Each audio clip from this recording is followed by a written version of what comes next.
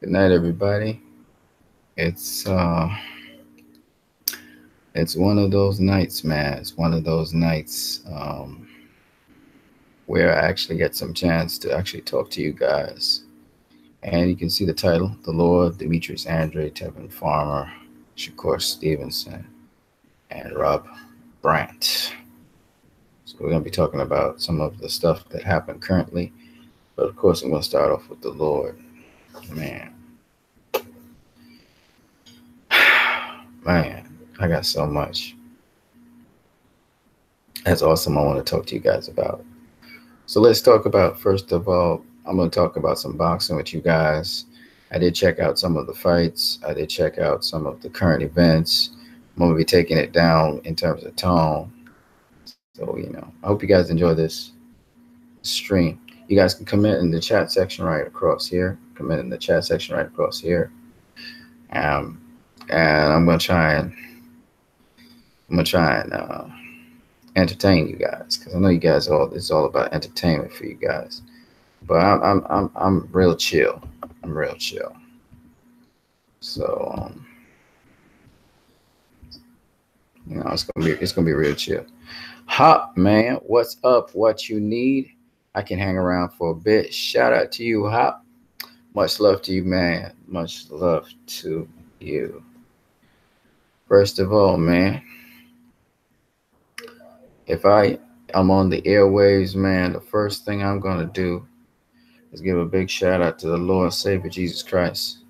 And I just want to bless you guys right now. I'll just say, I just hope that you guys are, you have prosperity, health, wealth in your life.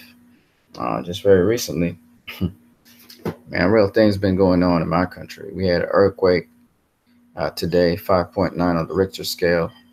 We had a tremendous amount of flooding. Some people lost their lives. It was real serious, And through it all, man, I've been just seeing God in a much stronger way. I'm even talking to Him right now as we speak. I'm thinking about Him all the time because I see Him everywhere. You know what I mean? So we're gonna talk about boxing though, because I was just doing a little homework on boxing. I was doing my little homework on boxing, watching what's up with the boxing and stuff. I may even talk a little bit about Canelo. What Dante's Boxing Nation was talking about with Canelo, because I was doing a little homework on what was going on out there in YouTube land. First, I want to start off with a little piece of scripture, Hop, if you don't mind. Anybody else who wants to join in this discussion, feel free to join in it. Your boy is nothing but dust. I'm just dust that got some life force in it. So it's beautiful, man. Just imagine that. We're basically dust, man, guys. We just dust with a sprinkle of life in us. And you believe that? Isn't that sick? We just dust. This is dust looking at you. What you see, the visible part of me, is dust. Once that little sprinkle of life force inside of me is gone, you know what I become? Soil. That's right. I become dirt. I become ashes. Isn't that cool? That dust could do this. Once a little sprinkle of life is in it. Man, I've been looking at so much stuff out here. But yeah, I'm going to keep it focused on boxing. First of all, let's talk about the Lord. I'm going to start off with him. Because without the Lord, I remember my boy Floyd Mayweather and other boxers, they would say, without God, none of this would be possible. Man, it's so true. It's literally so true. But anyway, I want to give you guys some blessings. So, first of all, on the airwaves, I just want to bless all you guys out there that are listening to this. Let's feed, man. And I'm gonna start off with a real short psalm. It's Psalm 20. It's not but 9 verses. I want to give you a blessing. It says, "The Lord," which is the bread maker, by the way, "the Lord hear you in the day of trouble. The name of the God of Jacob defend you, and send you help from the sanctuary, and strengthen you out of Zion. Remember all your offerings and accept your burnt sacrifice.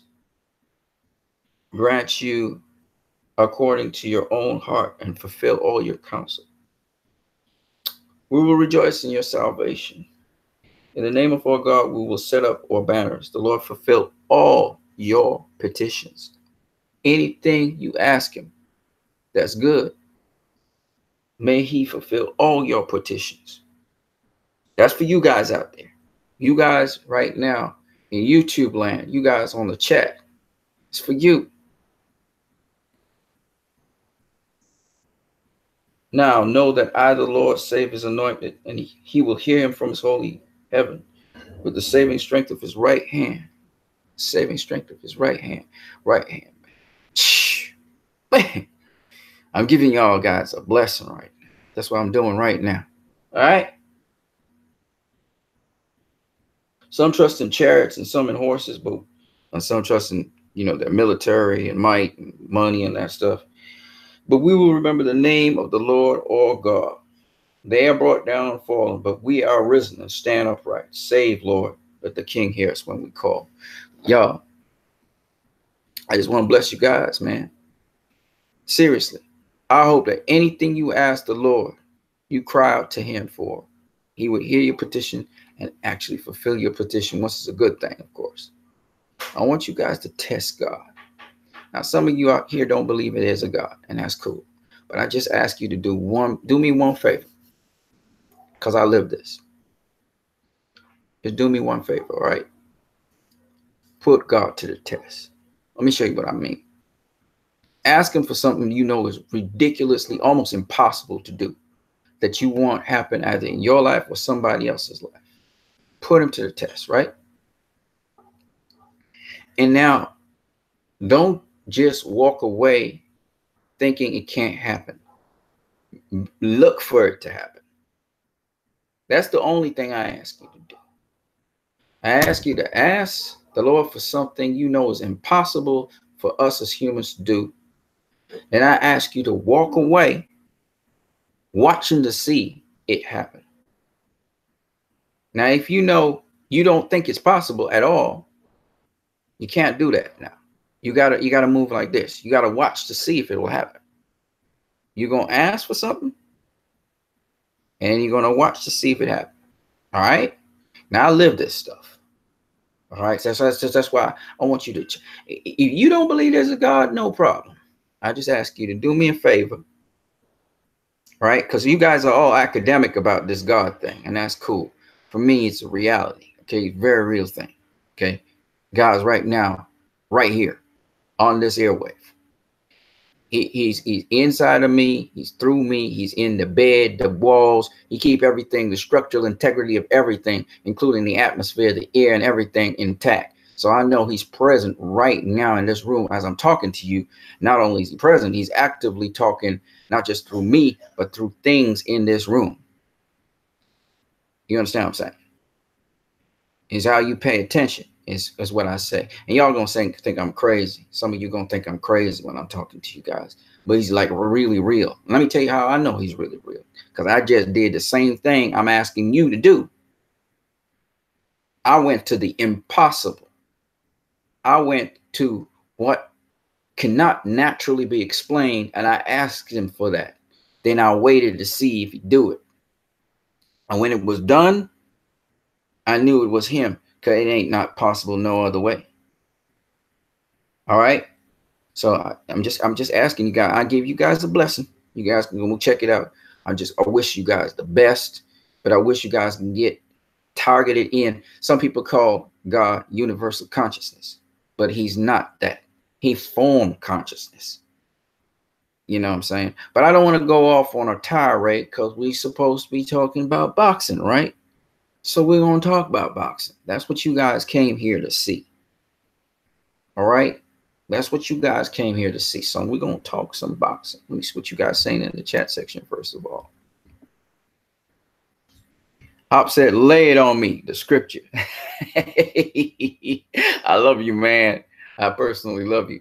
Hop said, Psalms 27 is a powerful verse. Man, for real, bro. For real.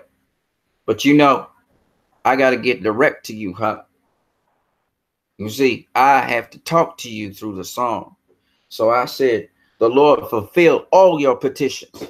To me, that's real powerful. I'm going to tell you why. See, when you petition for something good, the only thing that's giving you the power to petition that is God.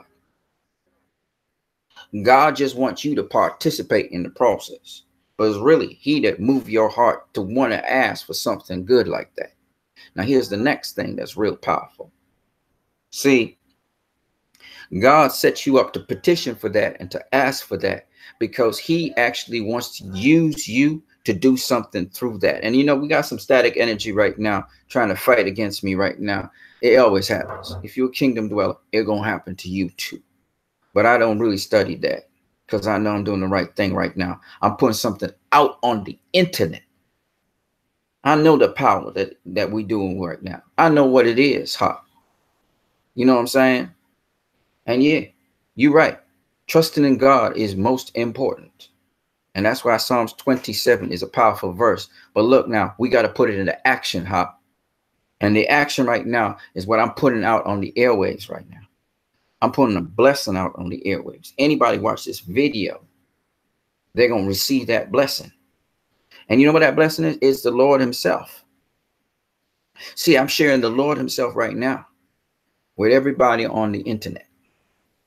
And once you receive this message, you would have received the Lord himself into you. And then you're going to transmit him to somebody else because he never stay one place. You can't capture and keep the Lord. No, he flow in and out. All right. So anyway, we're going to talk some boxing because that's what this channel is about, right? It's about boxing, right? So we're going to talk boxing. But we're going to talk, we're always going to talk boxing in the context of the Lord. I always have an angle on what I do, right? So let's get it popping. Demetrius Andrade fought for a world title, the WBA title. It's the regular title at the middleweight, in the middleweight division. I watched the fight. I didn't watch all of it, but I watched most of it. And when I look at Demetrius Andrade, how he fought that fight, it instructed me on a spiritual theme. But first, before I go there, let's talk about what he did. Let's talk about what Demetrius Andrade did. He was fighting a guy that was taller than him. He was fighting a guy that was longer than him. He was fighting a guy that was stronger than him. Let's make that abundantly clear. And when I looked at that, I said to myself, man, this guy is stronger than him. He's longer than him. He's taller than him. Hey, and he's a world champion. How is this guy going to beat that guy? The one thing I noticed with Demetrius Andrade, well, he never really stood directly in front of that guy for very long. That's the first thing he did. The second thing he did, which I thought was really interesting, was Demetrius Andrade would change levels. But primarily, he would try to duck under the punches that the bigger, taller guy was because he knew he could get smaller than the bigger, taller guy. Listen to me carefully because this is a theme of life. This is life lessons we're doing right now. I'm preaching right now in the middle of a boxing match. And I thank God for that because I can see the spiritual themes. Rule number one, if you are fighting an enemy that is greater than you, stronger than you, bigger than you, more powerful than you, there are two things you need to do. One, you don't stand directly in front of them and fight them. Right? Two, you got to change levels. If they are big and tall and strong, then the lower and the smaller you get, listen to me carefully, the lower and the smaller you get is the more likely they will not hit you. Let me give you this as a life lesson. Humility is a powerful weapon. There are many weapons, but the most effective weapons are love, joy, a peaceful nature, gentleness, humility, goodness, truth, temperance. You know, a lot of times people think these things are patience. A lot of times people think these things are foolish. You know, they say the wisdom of the world, the wisdom of God seems like foolishness to the world. But when you really examine them, it's exactly what is used in warfare. I'll show you what I mean. Praise as well. Thanksgiving. All of these things are powerful things. I'm going to show you how they're very powerful. So Demetrius didn't go head on against his opponent. If he went head on against his opponent, toe for toe, punch for punch, he would have been stopped. So the first thing Demetrius Andrade did was he started to move. If you meet an opponent or adversity that is too strong for you, then you should move from it. What do I mean by that?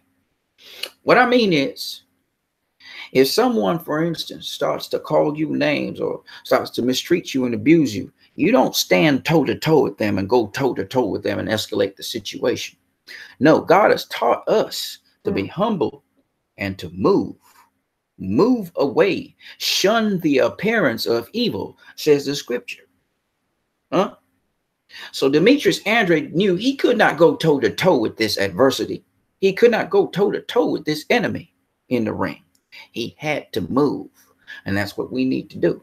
If you see sin knocking at your door and you know you're weak to this particular sin, you're going to stick around it to be tempted? Why? No, you run. That's right. There's a song by Kenny Rogers called The Gambler. You got to know when to hold, know when to fold, know when to run away.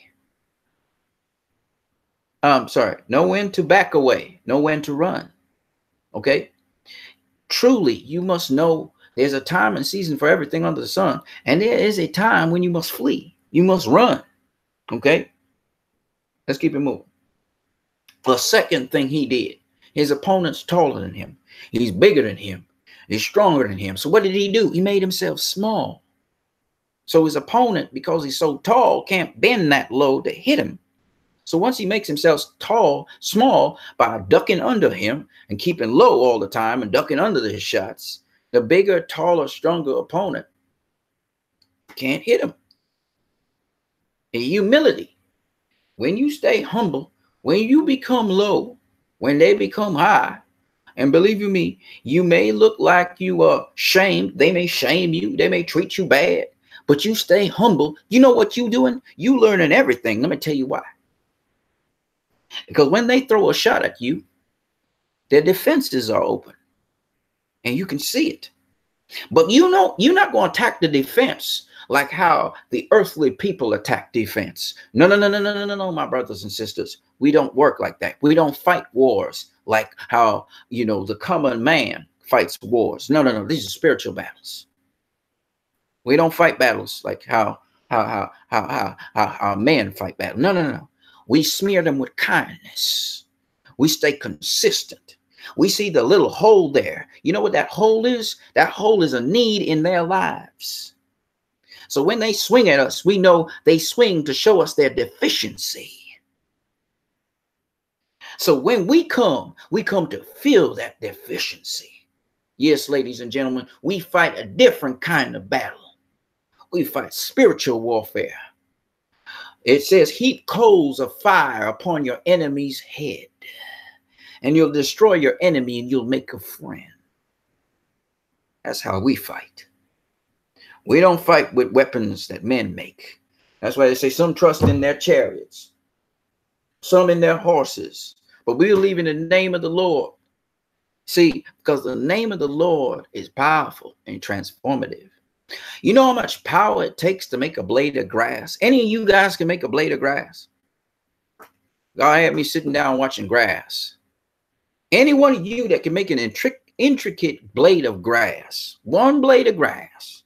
Do you know, no matter what kind of grass we're talking about, do you know how complicated a blade of grass is? It's very complicated.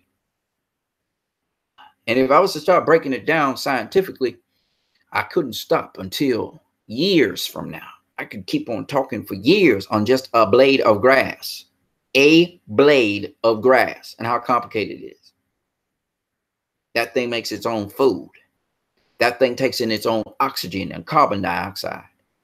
And when it's ready, it can reverse the process. It takes up its own water in its own kind of system. Not to mention, it is a haven for different kinds of animals and microbes. Not to mention, it interfaces with these animals and microbes. Not to mention, it takes in sunlight and makes its own food. Not to mention, it is also a haven and a refuge for animals in the soil. Not to mention, it is symbiotic with bacteria in the soil that makes food for it. Not to mention, it is a support system for the ground and the soil. A blade of grass. I haven't even started to go into details about that thing. Can you make a blade of grass? I'm not talking about, doing an art plastic glass. No. I don't want no plastic grass. I want a real organic blade of grass that lives and breathes and grows and is a shelter and is so many other things besides the factory. Not to mention, it also gives off steroids and not steroids, but they call them particular hormones. It gives off a certain odor. That's why if you take a blade of grass out of the ground, like lemongrass, you can make a tea out of it. It's called an aromatic therapy. Just the smell of that sucker can go through into your bloodstream and actually have chemical reactions with your body. You can just smell a blade of grass. By walking on a blade of grass, there's chemical transference between the liquid, water, or dew, and the grass on your feet. In fact, it is known that the blade of grass or grass itself can actually neuronally and also endocrine with your endocrinal system modify and improve your immune system simply by walking on it. I don't want to go into much more detail, but just to say, can you make a blade of grass? If you can't, mercy, mercy, mercy me. God not only makes one blade of grass, he makes billions of different kinds and different species and different genuses of blades of grass. And we're just talking about blades of grass. We're not talking about their flowers. We're not talking about the other offshoot plants that come off a blade of grass. Mercy, mercy me. So, Demetrius Andrade, how does he fight this big opponent and drop him? The best way to fight a battle is to ambush somebody with something they did not see coming. And that's what Demetrius Andrade was able to do against this bigger, stronger opponent. His first knockdown came when his opponent threw a shot at him. And Demetrius Andrade was able to pivot, dip under the shot, pivot back, cock back, see his opponent way out of position, and blast him across the chin, smack dab, as the opponent is now recoiling and coming back. He used his left hand to do it. Hit him with the best punch he could. Now, of course, boxing is a very violent sport, but we can take that and turn that around. God in his infinite wisdom knows we do not understand, and we're so small-minded, and our world is so small that we can't even see what he's about to do to us. So when he does smack us with his love, he hits us with a shot we didn't see coming, and it knocks us down. But it doesn't knock us down in terms of a punitive way. No, my friends. We are overwhelmed by his love, and we are stricken, and we fall down to the ground, overwhelmed with the overflow of love. I remember, I'll just give you guys I tell you, man, God is really good. I was out selling water on the side of the road, and then hit up to look into something called Shakur for my mom. And as I was heading up, these people chased me down in their car, stopped me on the side of the road. I had my little cart with me, called me across the road, told me they were sent to give me this money. I did not know them like that. They were strangers to me. I couldn't get their names. They were like angels. They gave me $200. I later found out. And they prayed with me and said they were going to pray with me about my mom. And they left. Let me say to you guys, I was stricken because I did not deserve that money. I did nothing to earn it. It just was given to me. I knew immediately it was God that gave me that money. Now, people go and they have all their little theories about things being drawn to you and the universe works this way and that. Let me just tell you guys this. I don't believe that stuff. I don't believe it 1 second. I don't believe I have that power to draw things to me. But this is what I can tell you. I can tell you because I know this, because I found myself in a situation where I knew there was a distinct, separate entity that was interfacing with me. And I'm aware of it now. As I speak to you guys, I can feel that entity all around me and in me and all around this room. I understand this entity that I feel is not human like me, but yet has encapsulated in it humanity. Literally, it has been human, like I have been human. So I don't joke around when I talk about God. When I talk about God, Jesus especially, Jesus is super real to me. I have no doubt in my mind that very soon I will see him face to face. He'll actually appear to me in a form. I'm pretty sure about that. If I keep the faith and I stay connected to him. And I do what I'm supposed to do, which is what I'm doing here. And you guys can have the same sort of relationship. You know, for those people who think this is craziness that I'm talking, I want you to go read the book of Acts. Look at a guy named Ananias. Not Ananias and Sapphira now. There's another Ananias who God appeared to and told him that he had to take into his home a guy named Paul. Ananias knew Paul as a persecutor of Christians, the Jewish people who believed in Jesus. And God assured him, Jesus assured him, that would not happen, that he was changed. I'll tell you about Peter, where angel of the Lord appeared unto him in prison, opened the gates, set him out, actually slapped him on the shoulder to get him to get out of his trance, got him out of there and brought him to freedom. I can tell you about Paul, who many a time talked with Jesus face to face. I'm not saying this, and the prophets don't, let's not even talk about the prophets and Moses and all of them guys. And my point is,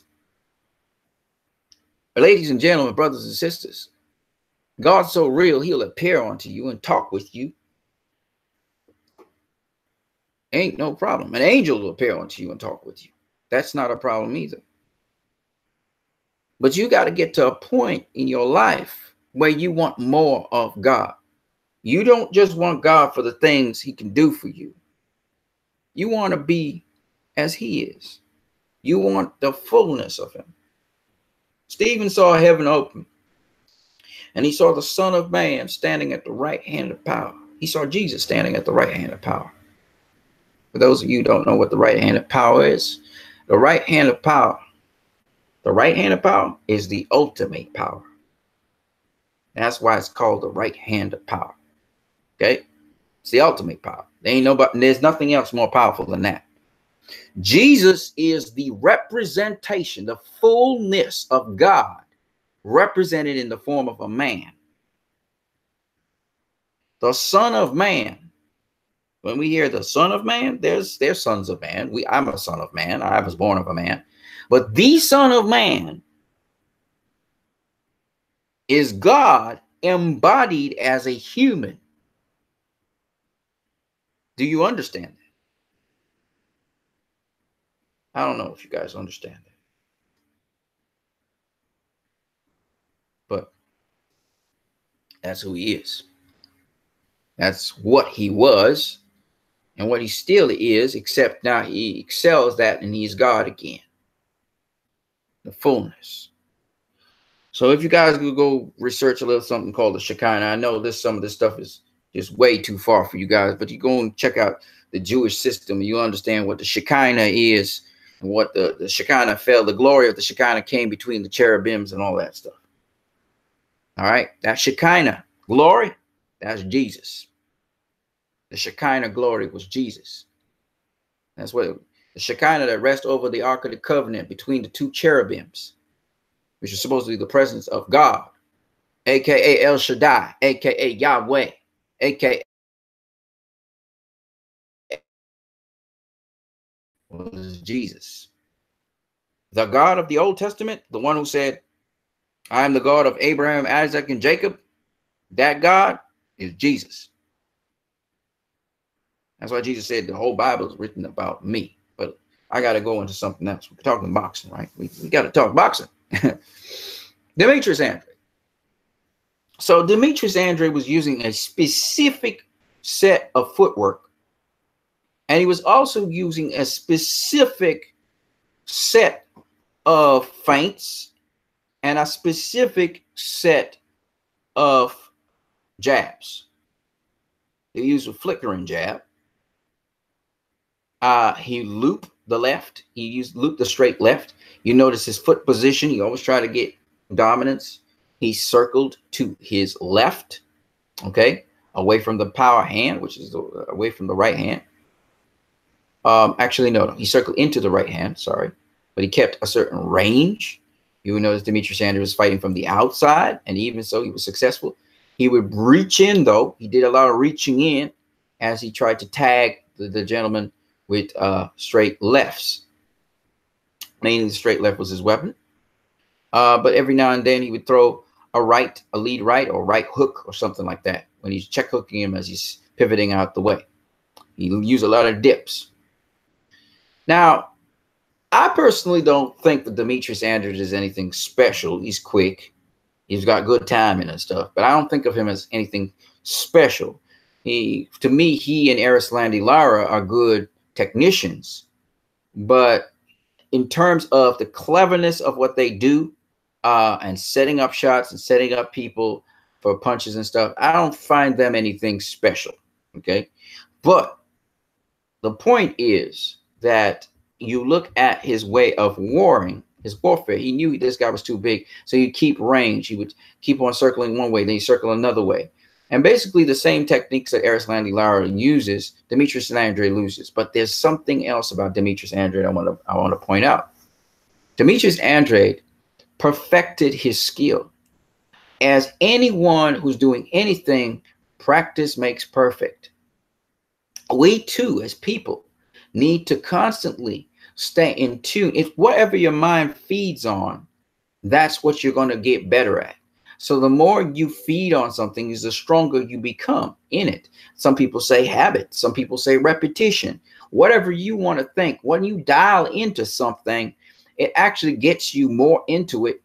And I want to tell people something. Now, there's so much stuff to say, but I can't say it all in this video because it'll take too long, you know. And Hop, man, I really appreciate you. But I want to tell people that boxers, one of the things that make them so good is the repetition of things. They repeat a lot of stuff. Okay. They do a lot of drills. They repeat a lot of stuff. They test it out in sparring, etc. Repetition. When you look at Demetrius Andrade and you look at Erislandy Lara, Demetrius Andrade seems faster and he seems sharper than Erislandy Lara. Erislandy Lara is smoother, slicker, but Demetrius Andrade is more athletic as well than Erislandy Lara. But he moves a little bit less, and he does some things a little bit better. But the thing about Demetrius Andrade is he's sharp, and his sharpness didn't come overnight. It came from practice. And you know, there's a scripture in the Bible as well that tells us to apply ourselves, you know, unto that which is good, or do not become weary in good doing. I can't remember what the word exactly is. Well doing, I think it is. And there are other scriptures out there that talk about repetition, about applying yourself over and over and over again to something. Now, I'm not saying that the key is repetition, but there's a doctor out there. His name is Joe. Check him out. Joe Dispenza. Joe Dispenza. Let me type it in the chat section if I can. Apparently I can't. Oh, yes, there you go. Joe Dispenza. Okay, I'm going to type it in. Joe Dispenza. There you go. It's a Spanish name. Check him out, Dr. Joe Dispenza. Right? He's got a lot of things to talk about the mind. But one of the things is when you apply yourself so much to something and you're really absorbed into something, you actually go outside of the space-time continuum. You enter into something called the quantum field and the quantum zone. And when you're in the quantum zone, time does not exist. You ever been praying and you didn't realize there's hours that went by and it just felt like a couple minutes? Or have you ever been really absorbed in something that you're doing and you didn't realize how fast time has been speeding by? Or you've been in a conversation with somebody and it seems as though time just flew by. Like here, time feels like it's flying by with me because I'm talking to you guys. I'm so absorbed into it that I don't realize it's past 9 o'clock already in the night. Okay. So when you're really into something, your mind enters into another dimension. You're not aware that time is moving. And that's very interesting. You know, when that's very similar to something else, which is called dreaming, where when you're dreaming, time is flying by rather rapidly as well.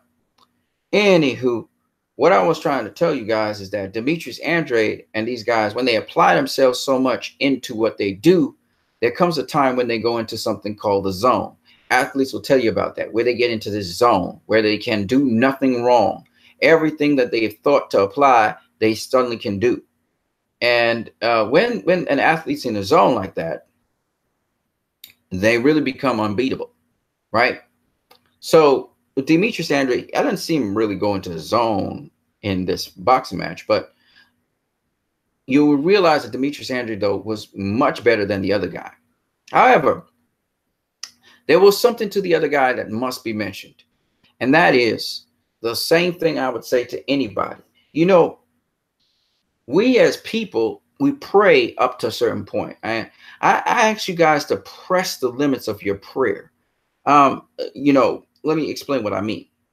So, you know, sometimes people start praying for something good that the Lord impressed on their hearts to pray for. And they start praying for it.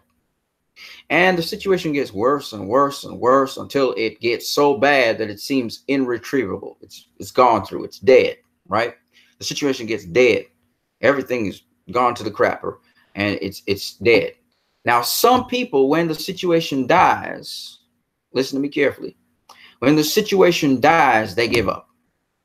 And then they start asking God why, you know, that happened. I tell you, people, and I mean this.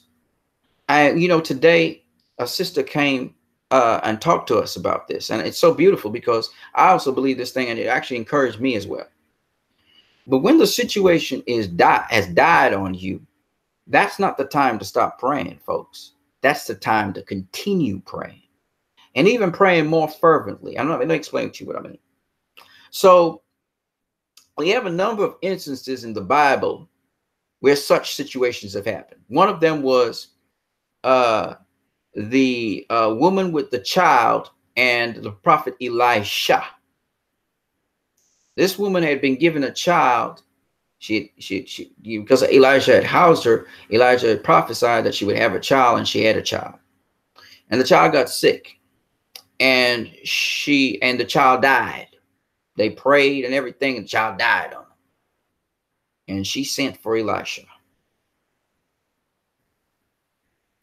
Now, this woman should have given up when the child died. She should have given up when the child died. I want you to understand what I'm saying, because this applies to Demetrius Andrade in boxing, right? So Demetrius Andrade, like I said before, was beating this guy. He knocked the guy down 4 times. In fact, the second time he knocked the guy down, guy looked like he was knocked out. Demetrius Andrade started celebrating, right? Guy got up every single time, and proceeded to fight his heart out, even when he wasn't winning the match.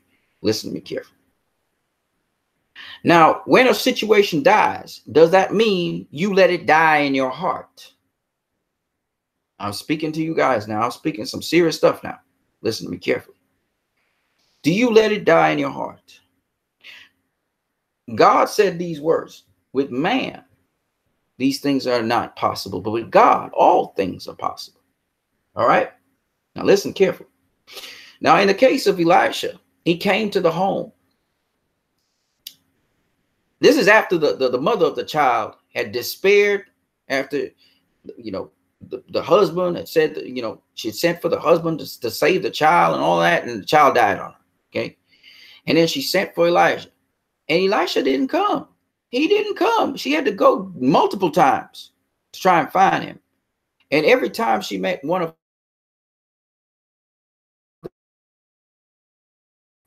and she said, all is well. Why is she saying all is well? But when she meets Elisha, she says, you gave me a child, and now the child is dead. Why did you give me the child in the first place? And she brings out an issue to Elisha. Now, I want you guys to understand, the name Elisha means God is Lord. Shah is God. Eli is God.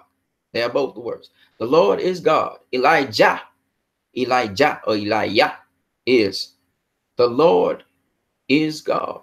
Once again, like I am that I am.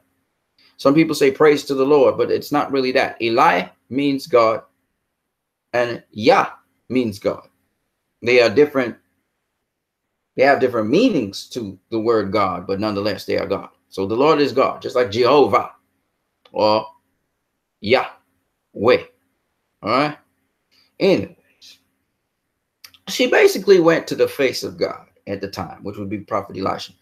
Now, when you go to God, you can tell man that all is well because you know where you're going to. You're going to God.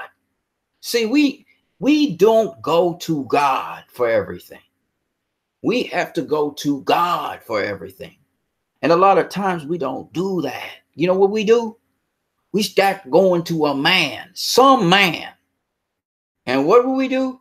We don't address the situation. No. We state the problem. And we get stuck up in the problem. And we'll revolve the problem. And we'll say how impossible the problem is and how we have to make peace with that problem and move on. We was just praying for an outcome. You're going to take no for an answer from a God that says yes to everything that is good? You're going to take a no for an answer? Really? He never said no. But if you stop, well, you can't get nothing. Anyways, so the woman went to Elisha. And Elisha came down and put the child up in the upper chamber. The upper chamber. I'm coming back to the boxing because I think there are certain admirable things you see in boxing.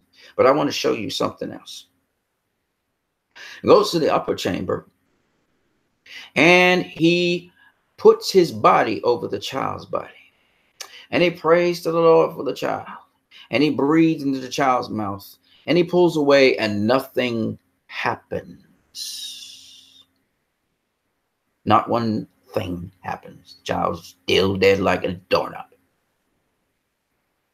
And so he goes again and puts his body over the child's body a second time. And he prays to the Lord. And he breathes in the child's mouth. And he pulls away and nothing happens. Not one thing. And he puts his body over the child's body. And he prays to the Lord. And he breathes in the child's nostrils. And nothing happens. 3 times. And nothing happens. Does Elijah stop praying? No. He puts his body over the child's body. And he prays to the Lord. And he breathes into the child's nostrils. And nothing happens. That's 4 times. Follow me now. And then he goes, he puts his body over the child's body. And he prays to the Lord. And he breathes into the child's nostrils for the 5th time. And he pulls away. And he watches. And nothing happens. How many of you willing to go still persist onwards with a dead child where nothing is happening? How many of you would persist in prayer, or will you pull away and give up? You know what happened with that boxer who was being beaten by Demetrius Andrade? He got up every time he was knocked down. And he didn't just get up after he was knocked down and preserve himself. No, he chased Demetrius Andrade down and still looked to knock him out. Round 5, round 6, round 7. He was going at it. Round 8, round 9, and nothing happened. Follow me now. Because us to pass on. Because when Jesus was sent to the cross and he was crucified, and everybody was looking for Jesus to save himself, nothing happened. I want you guys to follow what I'm saying. You know, all those atheists out there, you know, all those people who say, what God do you believe in? Well, guess what? Right now, as I'm talking in this room, a lot of them are seeing a room and they're seeing me talking, and they think I'm crazy because to them, nothing is happening. But you know what? You know what, people? A lot was happening to that child and to Elijah. But you have to persist. You must believe God when he says something. You must trust him on what he says. If he says something, then it's got to be true. And so Elijah put his body over that child's body. And he prayed to the Lord for a 6th time. And he breathed into the child's nostrils. And he stepped back. And nothing happened. That's right.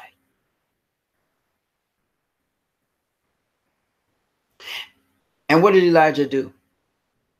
He put his body over the child's body again. And he prayed to the Lord yet again. And he breathed into the child's nostrils for a 7th time. The number 7 means rest. It doesn't mean death. It doesn't mean sleep. It means rest. Hear me now. He stepped away. He stopped struggling. He stopped trying. He stopped fighting. And he rested in God.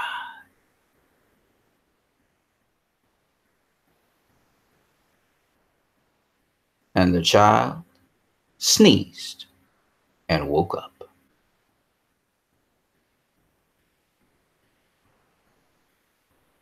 Yeah. The child came back to life. Hear me now. That gentleman fighting against Demetrius Andrade persisted to the 12th round. He lost the fight. Nothing happened. But the mentality of a champion, the mentality of an overcomer is to persist. And that's a quality called persistence. See, when that widow was being robbed of her land, she went to the king year after year after year with her grievance, until the king got fed up of her coming to him, and he passed judgment to make sure justice was done for that widow. You have to persist where everything is dying and has been dead in your life. You must still persist because God is faithful. What he said is true, and I believe it, and I trust him, and it's not about me. I am not faithful. He is faithful. I know he will do what he said.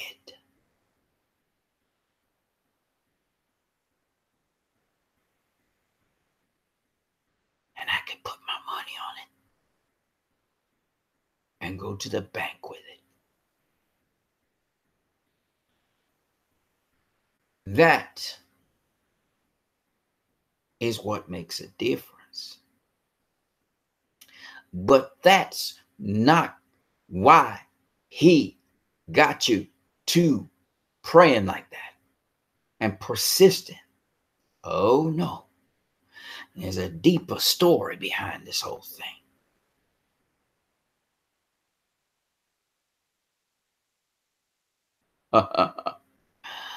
He got you to praying to him that way, to get you involved in the process, because he's preparing you not for a blessing, but to be a blessing. To be a blessing. You got to hear me now, because you're going to suffer for his name. You will be persecuted for his name. Your name will be dragged into the mud for his name. There'll be times when you wish you wasn't born for his name. And yet you're going to experience the greatest joys,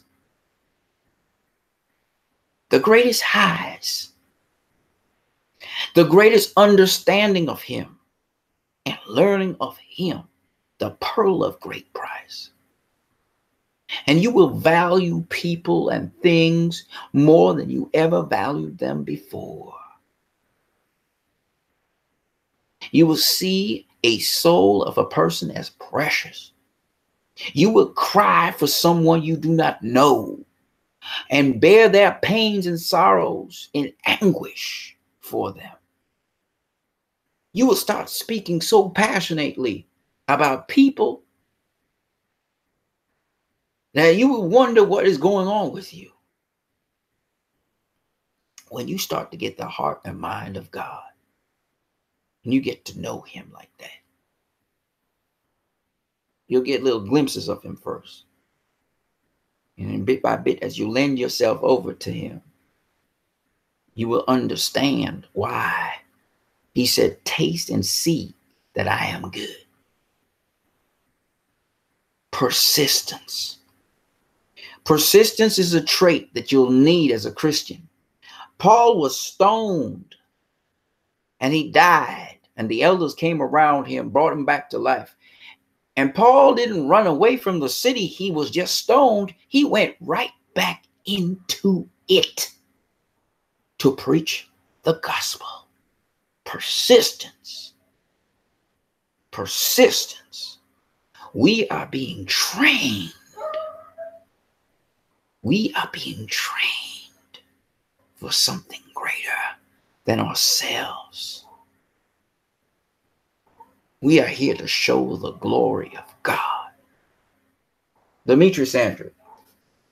What a beautiful fight. I could go into all the technicalities of it, but I just believe that that fight can demonstrate the fight that we don't have to fight in this life anymore. We can rest and get the attributes of God and then carry on his work in us. I tell you, brothers and sisters, I remember so many things, but I don't see them as phenomenology no more. I see them as significant things for the work of the gospel to strengthen the body of Christ, to strengthen you and me. When we think of Dorcas, who was brought back to life, she wasn't brought back to life for no reason. She was brought back to life to do service. Everything God do, when he impress your heart to do something, it's not for you. You benefit from it and you're blessed from it, but it's not for you. It's for others. That's why you back. That's why we're around. That's why I'm living. That's why I'm even here on YouTube. Because it's for you I do these things. And you, in turn, will do greater things than I'm doing for others. Let's get to Tevin Farmer. Tevin Farmer is a similar sort of boxer to Demetrius Andrade, but he's got a little bit more dimension to him, and he's got a lot more experience. Tevin Farmer is one of them boxers that got some bad breaks. He earned his way to where he's at. He's got a lot of skills, a lot of abilities, but once again, I don't find him a particularly, fantastic boxer. Now, Demetrius Andrade has a rough time, and so did Tevin Farmer. So they both share a similar story. And their approach to their opponents is also very similar. Now, with Demetrius Andrade, he was dealing with a straightforward boxer, a boxer that comes forward, fights in one plane, doesn't really use a lot of footwork, and just kind of comes straight at you. It was the same thing with Tevin Farmer and his opponent, in which Tevin Farmer was able to knock out. I believe he hit him with a check right hook. Opponent did not have that same sort of persistent mentality that Demetrius Andrade's opponent had. And the difference between Tevin Farmer's opponent and Demetrius Andrade's opponent was Demetrius Andrade's opponent was a world champion. When you are a champion, when you've overcome so much, you never lie down, because you know God has given you the victory. Therefore, you know how to rely on God. Whereas Tevin Farmer's opponent was a challenger. And so Tevin Farmer, who was the champion, was able to subdue his challenger. So there's a little bit of difference there. Of course, Tevin Farmer, after he beat his opponent, called out another champion. The champion's name is Gervonta Davis. All right, Gervonta Davis. That'll be a good matchup. It's two southpaws. Tevin Farmer's a southpaw. Demetrius Andrade's a southpaw. And so that's how that goes. Now, last week, I actually looked at the fight between Terrence Crawford and Jose Benitez, I believe it is. Benavidez? Is it Benavidez or Benitez? I can't remember.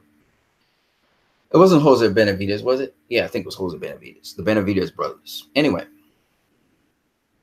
that fight ended up with a stoppage in the 12th round, where Terrence Crawford caught him with a right hook. You know, they were both hooking, and Terrence Crawford hooked him. He didn't see the hook at all and went down. Terrence Crawford is a very skilled fighter. Again, his skill set and the way how he does things and how he determines range is very interesting. Terrence Crawford, however, is a much more complete fighter than Demetrius Andrade. Even though Demetrius Andrade can also fight on the inside. I've seen him fight on the inside. Terrence Crawford can do it all. He can fight on the inside. He can fight on the outside. He can fight southpaw. He can fight orthodox. He can change levels a little bit. He keeps his defense pretty tight. He does get clocked, but he keeps a pretty tight defense. And he also controls range pretty well. Tevin Farmer is an experienced boxer, but mostly fights on the outside. He doesn't really fight on the inside. He's not an inside fighter. So he fights on the outside. Again, he uses that outside footwork. Both Demetrius Andrade and Tevin Farmer seem to move a little bit more than, say, for instance, Terrence Crawford. Terrence Crawford more stay in one plane, and where necessary, he uses footwork. So Terrence Crawford is very economical with his footwork. Very, very economical. In fact, he moves in small increments about the ring. Andrade moves a lot more. Tevin Farmer moves a lot more. So there's a lot of parallels between Andrade and Tevin Farmer. Tevin Farmer, of course, being much more experienced, does a lot of other things a little bit more better. But for the most part, again, I'm not really impressed with Tevin Farmer. A lot of people are impressed with Tevin Farmer and Demetrius Andrade because, you know, they kind of were in a position where they weren't getting fights. I'm not particularly impressed with either of them. But Demetrius Andrade is a lot sharper than Tevin Farmer. They say Tevin Farmer is quick. He's kind of quick. His feet are kind of fast as well. He has a certain fluidity to him. I see what they're talking about with Pernell Whitaker, but I don't think of him as a Pernell Whitaker at all. He's more like B-Hop to some degree, but still he's not as fundamentally sound as B-Hop it was. But, you know, I see what they're talking about. Nonetheless, they rate him up quite a lot. And he will be facing Gervonta Davis. Now, Gervonta Davis, when I saw Gervonta Davis in action, at least, of course, it's less of competition. Gervonta Davis was extremely sharp. I don't know if he's still extremely sharp. I don't know what he's doing with his life. You know, he seems to be falling apart or getting a little bit indisciplined. Pretty much like Adrian Broner. So I don't know what's going on with Gervonta Davis. I'm hoping that he stays disciplined and he stays grounded and he loves the Lord and stuff. He was kind of with the church and stuff. I don't know what happened to him. So I'm hoping that he stays sharp because he has a lot of potential in him. I don't know what's going on though. Shakur Stevenson. I didn't actually see the fight with Shakur Stevenson, but he also stopped a gentleman who had gone the distance, never been stopped before, etc.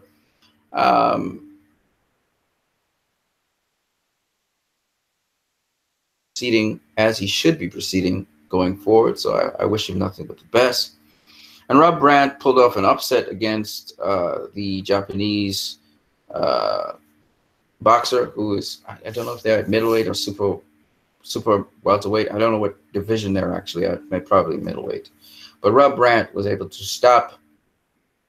I'm sorry, to get the decision over the Japanese fighter, which I can't remember his name now.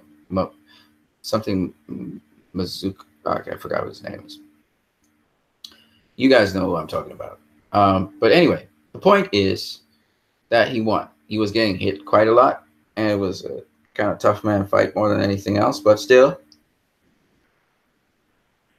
excuse me, his conditioning was quite well. So kudos to him on that. I really want to bless the Lord for all that's going on. I'm kind of sleepy, so I'm starting to yawn now. But when I looked at all of those fights, I noticed that there are admirable attributes about these boxers. And while I'm not really pro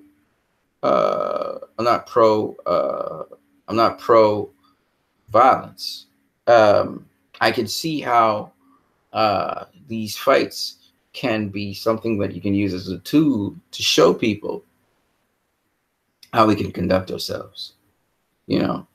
And so that's what I liked about these fights, particularly. I want to speak a little bit about well, people are talking about potential fights that Canelo will have going into the future. Also, the deal that Canelo had. And also talking about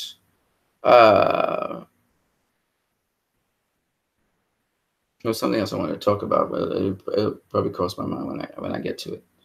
So Canelo has signed a zone deal, which is about $300 and something million deal, 11 fight contract for 5 years, which means Canelo is going to end up fighting guys like Demetrius Andrade. We just saw Danny Jacobs is going to be there because Danny Jacobs is part of the zone. So maybe even Billy Joe Saunders, you'll see him fight and so on. And I listened to some people talk about how Canelo, you know, Dante's Boxing Nation, you know, Dante's has been kind of against Canelo for a while, but he was saying that he put his hand on the limb that Canelo will fight these guys. And I think Canelo will, because that's his track record history. I think, though, when it comes to Canelo and these guys, I think Canelo's a step ahead of all of them. Danny Jacobs only faced GGG. I think that's his best competition to date that he's faced. And Peter Quillen. Canelo is light years ahead of that. I mean, he's faced legendary fighters like Miguel Cotto, Floyd Mayweather, Erislandy Lara, Austin Trout, you know, Gennady Golovkin twice. I mean, this guy has a library. And then we have Sugar Shane Mosley faced, and so on and so on and so on, Carlos Baldomir, etc. He's got a library of skilled veterans and also skilled fighters and unbeaten fighters. He's faced slick fighters as well. So he's got an archive of information that, you know, guys like Danny Jacobs and Demetrius Andrade don't have. They just don't have that kind of thing. You know, Demetrius Andrade did face, if I'm not mistaken, he did face Vanes Martirosyan as a GGG. But again, Vanes Martirosyan would do nothing to Canelo. Canelo dropped Austin Trout. Jermell Charlo's still green, so he has some development to do. But, you know, when you look at, you have to look at, see, a lot of people don't understand. When I talk to people about Canelo, They don't seem to get what I'm saying. A lot of people feel that Canelo can be beaten very easily, and even to this day, some people think that GGG beat Canelo, which just didn't happen, right?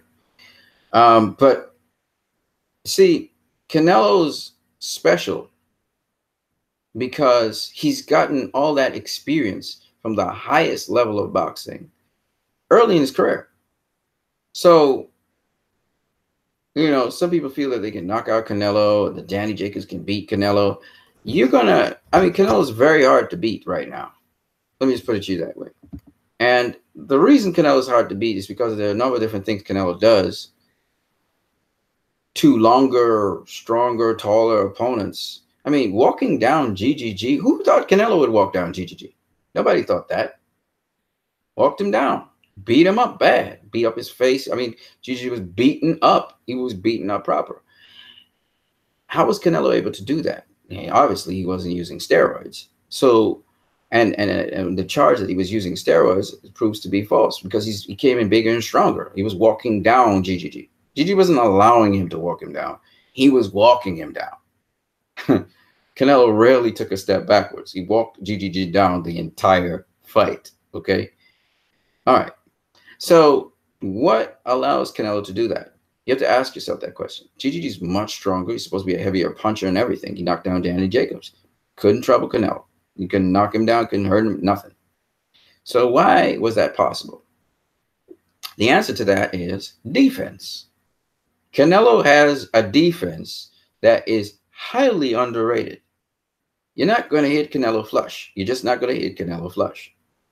All right. And Danny Jacobs is going to find out that reality. Demetrius Andrade is going to find out that reality. And Demetrius Andrade is kind of like, to me, a Mir Khan kind of guy. He's a one-trick pony in a way. He's quick. He's athletic. But for the most part, he depends on his footwork, which involves a number of very repeatable things. But mostly his footwork and his change of levels to be able to sort of beat a guy. To me, he's not a chess player. To me, Demetrius Andrade is a checkers player. He's quick. He's kind of like an Amir Khan to me. He's stronger than Amir Khan, of course, but he's very much like Amir Khan to me. He's quick. He depends on his quickness.